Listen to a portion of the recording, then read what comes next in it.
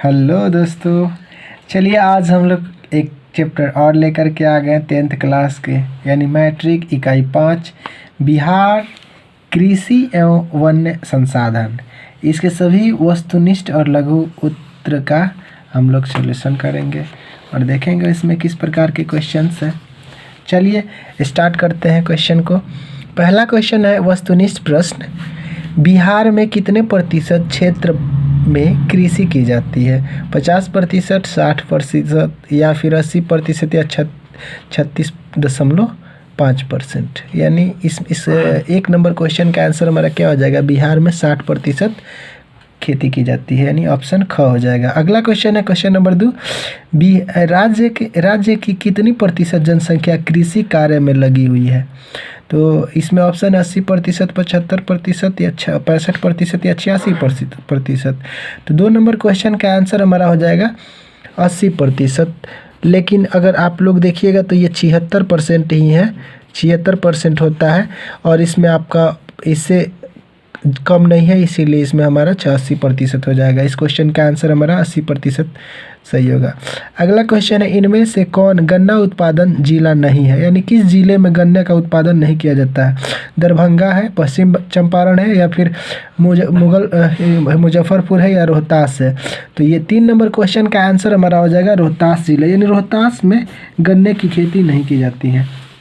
Question number 4। Bihar में jute उत्पादन में वृद्धि हो रही है, गिरावट हो रही है, स्थिर है या इनमें से कोई नहीं? तो इस क्वेश्चन का आंसर यानी क्वेश्चन नंबर 4 का आंसर हमारा हो जाएगा जूट उत्पादन में गिरावट हो रही है, ख ऑप्शन सही हो जाएगा। अगला क्वेश्चन है तंबाकू उत्पादन क्षेत्र यानी गंगा का उत्तरी मैदान है या गंगा का दक्षिणी मैदान या हिमालयी तराई है या फिर गंगा का दियारा है? तो इस क्वेश्चन का आंसर 5 नंबर क्वेश्चन का आंसर हमारा हो जाएगा ऑप्शन घ गंगा का दियारा।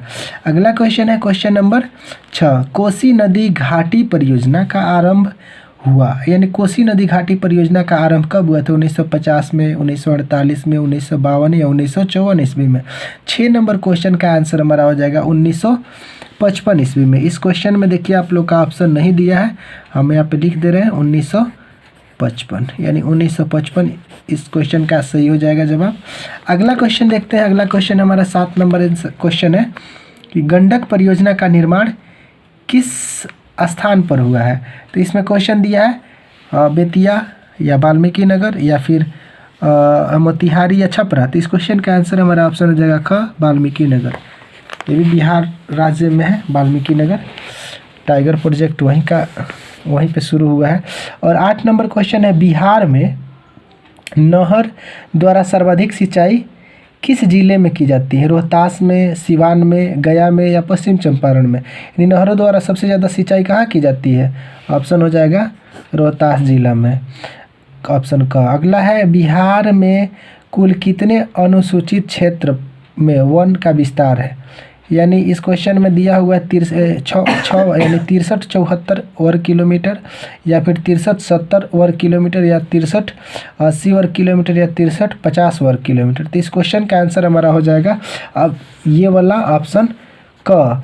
लेकिन आप लोग अगर अभी देखिएगा तो अभी के डाटा के अनुसार हो जाएगा 72-88 वर्ग किलोमीटर। ठीक है, इस क्वेश्चन का ये भी आंसर हो जाएगा और ये किताब के अनुसार, लेकिन हमेशा हमें करंट डाटा को लेकर के चलना रहता है, तो इसीलिए 72-88 वर्ग किलोमीटर हो जाएगा इस क्वेश्चन का आंसर। अगला क्वेश्चन देखते हैं। अगर आपको किताब के अनुसार देखिएगा तो जब का प्रिंटेड है उसी समय का देगा। यहाँ पे मतलब जो भी अनुसूचित का वन विस्तार है तो उसमें कुछ बढ़ोतरी हुई है, 72-88 हो गया है। अगला क्वेश्चन है 10 नंबर। कुशेश्वर स्थान किस जिले में स्थित है? यानी वैशाली में, दरभंगा में, बेगूसराय में या फिर भागलपुर में? 10 नंबर क्वेश्चन का आंसर आप लोग बताइए। तो इस क्वेश्चन का जवाब हो जाएगा हमारा दरभंगा में, यानी ख ऑप्शन इसका सही हो जाएगा। अगला 11 नंबर सवाल है हमारा। कांवर झील स्थित है दरभंगा जिला में या भागलपुर जिला में, बेगूसराय जिला में या मुजफ्फरपुर जिला में? तो इस क्वेश्चन का आंसर हमारा हो जाएगा बेगूसराय जिला, ऑप्शन ग सही हमारा जवाब हो जाएगा। अगला क्वेश्चन दिया है संजय गांधी जैविक उद्यान किस नगर में स्थित है? यानी संजय गांधी जैविक उद्यान किस नगर में स्थित है? तो ये पटना में स्थित है, आप लोग को सबको पता है, इसीलिए इस क्वेश्चन का आंसर हमारा घ ऑप्शन सही हो जाएगा। चलिए अब इसके बाद देखते हैं हम लघु उत्तरीय प्रश्न। लघु उत्तरीय प्रश्न में हमारा पहला प्रश्न है, बिहार में धान की फसल के लिए उपयुक्त भौगोलिक दशाओं का उल्लेख करें। तो चलिए देखते हैं इस क्वेश्चन का आंसर हमारा क्या हो जाएगा। इस क्वेश्चन का आंसर हमारा है,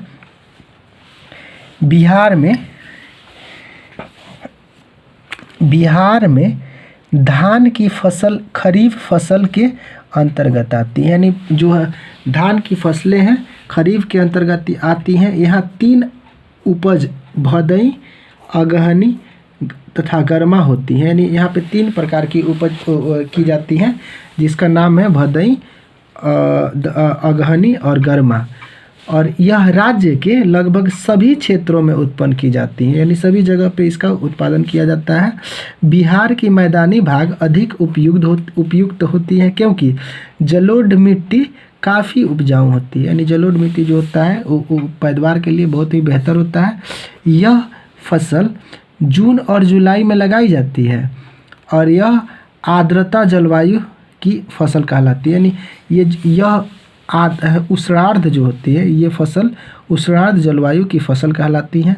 इसके लिए कम से कम 20 से 27 डिग्री सेल्सियस तापमान की आवश्यकता होती है और 75 से 200 सेंटीमीटर वर्षा और अधिक श्रमिक भी चाहिए, यानी अधिक मतलब इसमें मेहनत भी लगता है और इसके लिए 75 से 200 सेंटीमीटर से अधिक वर्षा की आवश्यकता पड़ती है, तब जा कर के हमारी बिहार में धान फसलें भौगोलिक रूप से बेहतरीन हो पाती है। और अगला क्वेश्चन है हमारा क्वेश्चन नंबर 14 व 13 नंबर क्वेश्चन था। 14 नंबर सवाल हमारा कह रहा है, बिहार में दलहन के उत्पादन एवं विवरण का संक्षिप्त विवरण कीजिए, यानी वितरण का उत्पादन एवं वितरण का संक्षिप्त विवरण प्रस्तुत कीजिए। चलिए तो देखते हैं इस क्वेश्चन का आंसर हमारा, बिहार के दलहन फसलों में चना, मसूर, खेसारी, मटर, मूंग, अरहर, उड़द आदि प्रमुख होते हैं। इनमें चना, मसूर और खेसारी, मटर एवं गर्मा मूंग रबी दलहन फसलें होती हैं, यानी इसमें कुछ जो होती है चना, मसूर, खेसारी, मटर और गर्मा मूंग ये रबी फसल के अंतर्गत आती हैं, और जबकि अरहर और मूंग खरीफ दलहन फसल में आती है। और जो अरहर है और मूंग है ये खरीफ फसल में आती हैं। यहाँ है दलहन उत्पादन में पटना जिला का स्थान सबसे आगे है, यानी पटना जिला में सबसे ज़्यादा दलहन फसलों का उत्पादन किया जाता है, जबकि औरंगाबाद कम और कैमूर जिले क्रमशः दूसरे और तीसरे स्थान पर आते हैं। यानी बिहार में दलहन उत्पादन के ये मतलब दलहन उत्पादन में इतने प्रकार के फसल उगाए जाते हैं और बेहतरीन तरीके से पटना ज़िला में दलहन का उपयोग किया जाता है, क्योंकि पटना जो है गंगा नदी के किनारे अवस्थित है और गंगा नदी द्वारा अपने साथ जलोढ़ मिट्टी बहा कर के ला करके अपने आसपास के मैदानी क्षेत्रों में फैला देती है, जिससे उसमें आसानी से दलहन की खेती की जाती है और अब अधिक मात्रा में दलहन उगा पाते हैं लोग। चलिए नेक्स्ट क्वेश्चन देखते हैं हम लोग। नेक्स्ट क्वेश्चन है हमारा 15 नंबर सवाल, कृषि बिहार की अर्थव्यवस्था की रीढ़ है, इस कथन की व्याख्या कीजिए। तो इसमें देखते हैं क्वेश्चन का आंसर क्या होगा। बिहार एक कृषि प्रधान राज्य है, तो सबको पता है बिहार एक कृषि प्रधान राज्य है। यहाँ की 80% आबादी कृषि पर निर्भर करती है, यानी 80% आबादी जो है बिहार के कृषि पर निर्भर रहती है। और झारखंड के अलग हो जाने के बाद बिहार के लोगों के, यानी जब झारखंड अलग हो गया तो बिहार के जो लोग हैं लोगों के लिए कैसी स्थिति उत्पन्न हो गई, तो लोगों के लिए कृषि का महत्व बढ़ रहा है। यानी बिहार झारखंड जब अलग हुआ तो बिहार के लोगों के लिए कृषि का क्या हुआ, महत्व बढ़ रहा है। वहीं 2005 से 6 से, यानी 2005-6 से 59.37% भूमि पर कृषि की जाती थी, यानी की जाती है। और बिहार में धान, गेहूं, मकई, जौ, गन्ना, तंबाकू, ज्वार, तिलहन, दलहन फसलें भी होती हैं। यहाँ सकल घरेलू उत्पादन, यानी यहाँ सकल घरेलू उत्पादन में कृषि का योगदान सर्वाधिक है। इसीलिए कृषि अर्थव्यवस्था की रीढ़ मानी जाती है। यानी जो भी है हमारा जीडीपी में उन्नति दिलाने का काम हमारा जो ये है मतलब कृषि का कार्य का बहुत महत्वपूर्ण भूमिका है, जिसके वजह से हम ये कह सकते हैं कि यह हमारी अर्थव्यवस्था की रीढ़ मानी जाती है। चलिए नेक्स्ट क्वेश्चन देखते हैं। क्वेश्चन नंबर 16 है। 16 नंबर क्वेश्चन कह रहा है नदी घाटी परियोजना की मुख्य उद्देश्य को लिखें। यानी नदी घाटी परियोजना का क्या मुख्य उद्देश्य है, चलिए देखते हैं। तो अपार जल संसाधन के उपयोग के लिए बाढ़ की अधिकता और सूखे की प्रचंडता को देखते हुए बिहार में नदी घाटी परियोजनाओं का विकास किया गया है। यानी अत्यधिक मात्रा में बाढ़ और कभी कभी बहुत ज़्यादा सूखाव पड़ जाने के कारण नदी घाटी परियोजना बिहार में विकास किया जाने का प्रावधान किया गया है, जिससे जल विद्युत या उत्पादन, सिंचाई, मछली पालन, पेयजल, औद्योगिक उद्योग, मनोरंजन एवं यातायात का विकास मुख्य उद्देश्य है। यानी इसका मुख्य उद्देश्य क्या है कि मछली पालन हो सके, जल पेय हो सके, औद्योगिक उद्योग, मनोरंजन एवं यातायात यानी आने जाने का, नाव से आने जाने या स्टीमर से आने जाने का विकास का मुख्य उद्देश्य है। चलिए नेक्स्ट क्वेश्चन है हमारा क्वेश्चन नंबर 17। क्वेश्चन नंबर 17 हमारा कह रहा है बिहार में नहरों के विकास से संबंधित समस्या को लिखें। यानी बिहार में नहरों के विकास से क्या समस्याएं होती हैं उसके बारे में देखते हैं। तो बिहार में जल संसाधन का उपयोग मुख्य रूप से सिंचाई और गृह एवं औद्योगिक संस्थानों में होता है। यानी बिहार में जो जल संसाधन का उपयोग किया जाता है तो मुख्य रूप से क्या होता है, सिंचाई के लिए होता है या गृह के लिए होता है या किसी औद्योगिक स्थानों के लिए होता है। बिहार में सिंचाई के लिए नहर प्रमुख साधन है। बिहार में सबसे ज़्यादा नहरों से सिंचाई किया जाता है। यहाँ वर्तमान में 95% से अधिक जल संसाधन का उपयोग सिंचाई से होता है। यानी सिंचाई से 95% का मतलब जल संसाधन उपयोग किया जाता है। इसके अलावा अनियमित एवं असमान वर्षा भी होती है और इसके अलावा कभी कभी अचानक से बारिश हो जाती है, जिसकी वजह से सिंचाई का कार्य संपन्न हो जाता है और या किसी चीज़ का कार्य का संपन्नता हो जाती है। और यह मौसम शुष्क रहता है और यहाँ जो मौसम रहता है हमेशा शुष्क रहता है, यानी सूखा रहता है, कभी कभी बारिश हो जाती है। यहाँ मैदानी भागों में नहरों का विकास अधिक हुआ है। यहाँ मैदानी भाग में यानी समतल भाग में क्या है, नहरों का विकास ज़्यादा से ज़्यादा देखने को मिलेगा, क्योंकि यहाँ पर समतल भूमि, मुलायम मिट्टी, यानी समतल भूमि है और मुलायम मिट्टी है, मुलायम मिट्टी। और नेक्स्ट देखते हैं हमारा मुलायम मिट्टी, विस्तृत कृषि क्षेत्र यानी बहुत दूर तक फैला हुआ कृषि क्षेत्र तथा सतवाहिनी नदियाँ हिमालय से निकलने के कारण सतवाहिनी है, यानी सतत वाहिनी है, यानी सतवाहिनी नदियाँ हिमालय से निकलने के कारण सतत वाहिनी है। यहाँ की नहरों में वर्ष भर पानी रहता है, जिसके वजह से ये हिमालयी नदियाँ हैं, जिसके वजह से यहाँ के नहरों में सालों भर पानी देखने को मिलता है, जिसके वजह से सिंचाई और पनबिजली जैसी ऐसी समस्याओं का सामना नहीं करना पड़ता है। और नेक्स्ट क्वेश्चन है हमारा बिहार के किस भाग में सिंचाई की आवश्यकता है और क्यों।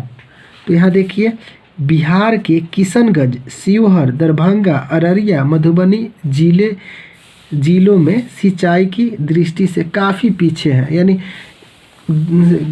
जैसे कि किशनगंज हो गया, शिवहर हो गया, दरभंगा, अररिया और मधुबनी जैसे जगह ऐसे हैं, उनको सिंचाई में अत्यंत पिछड़ापन देखा जाएगा। यानी वहाँ पे हमेशा सूखा पड़ते रहता है, कभी बाढ़ आ जाएगा, ऐसे की स्थिति। इसीलिए उसको मतलब सिंचाई के दृष्टि से देखा जाए तो ये सभी जो जिले हैं बहुत ही पिछड़े हुए हैं।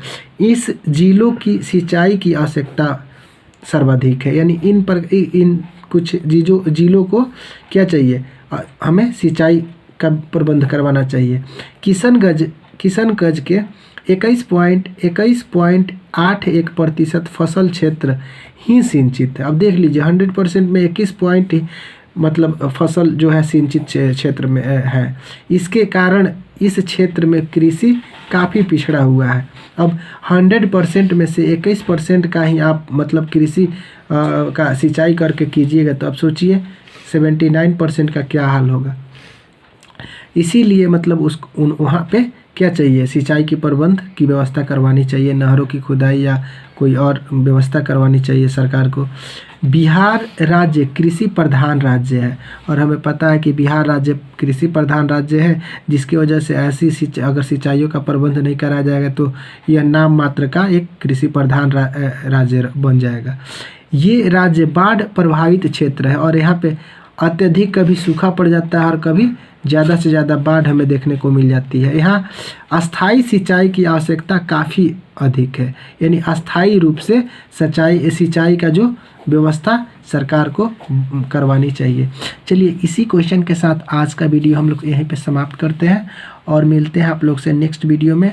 तब तक के लिए आप लोग से रिक्वेस्ट है कि आप मेरे वीडियो को ज़्यादा से ज़्यादा अपने दोस्तों के पास शेयर करें और मेरे चैनल से अगर नहीं जुड़े हैं तो जुड़ जाए और अपने दोस्तों को भी इसका राय दें।